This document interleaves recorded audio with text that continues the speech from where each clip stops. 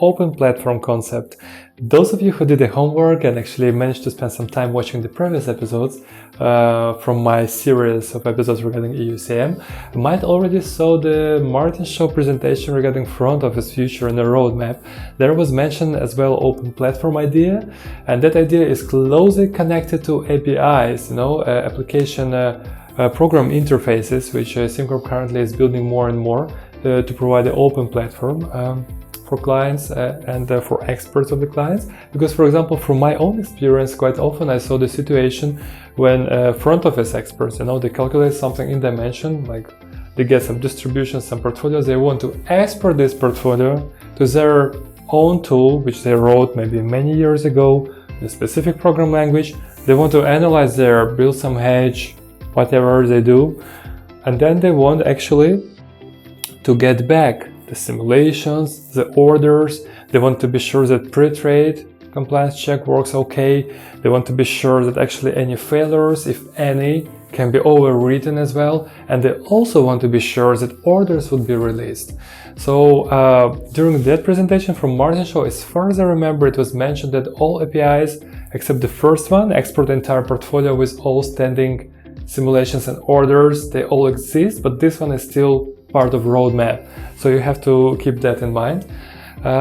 Basically APIs is a cool thing because it also helps you to to cooperate between systems, and it's a reality. Different clients, they have different tools, different culture, different way of work, and I can understand that sometimes it's very important and crucial, especially in the front office area where speed matters, to get it out fast, analyze, do things, simulations, orders, get it back, compliance checks, ensure failures are gone, orders released. That's what was mentioned in a phase called open platform. Then, ladies and gentlemen, we talk about illiquidity of fixed income products.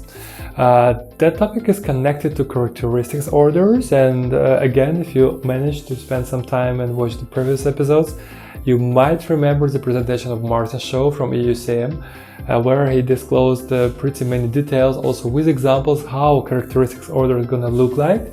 I'll just make a small recap right now. Well, characteristics orders, it's when you actually want to trade not a specific security or ISIN or security ID, but for instance, what it actually usually happens when the traders go to the low volume market and look for liquidity and value, they specify, okay, well, what kind of bond I'm looking for, what kind of instrument I'm looking for.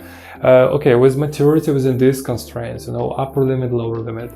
Then I would like to have, for instance, this specific rating range for it, this specific business classifications, maybe, probably this kind of duration, range. So they in fact specify ranges, and then they pick up the convenient instrument rather than they think, okay, well, I have to know the specific identification of this instrument to trade.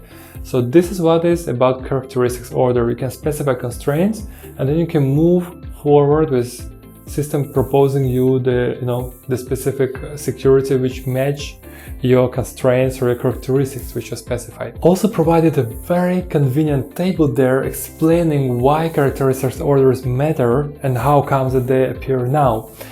So the table was very simple. It was about portfolio management as a trader, concept or role. Then it was a central dealing, and then it was a central dealing role with the characteristic orders. So what we had when we would have the portfolio management trader role.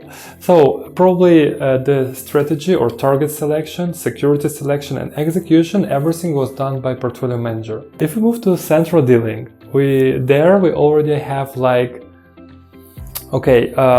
the targets or strategy itself is done by portfolio manager.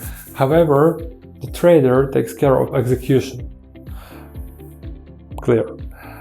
Then we move to the third, the latest innovation or the latest concept or idea. It's about central dealing with characteristic orders, right? In that case, what we have now? We have now the portfolio manager actually operates only with target selections, no strategy itself. However, the security selection and the execution is made by trader. And so the characteristics order is something like a connection link between the target selection or strategy and security selection. That's what the characteristics order is for, and that's why it's important nowadays to fit within this new concept of how investment process goes on. With the next episode, we're going to continue to consider the market drivers mapping to SimCorp Dimension solutions. And don't miss it out. Market drivers is something what really matters to your business. Market drivers is something you have to deal with every day. See you next time.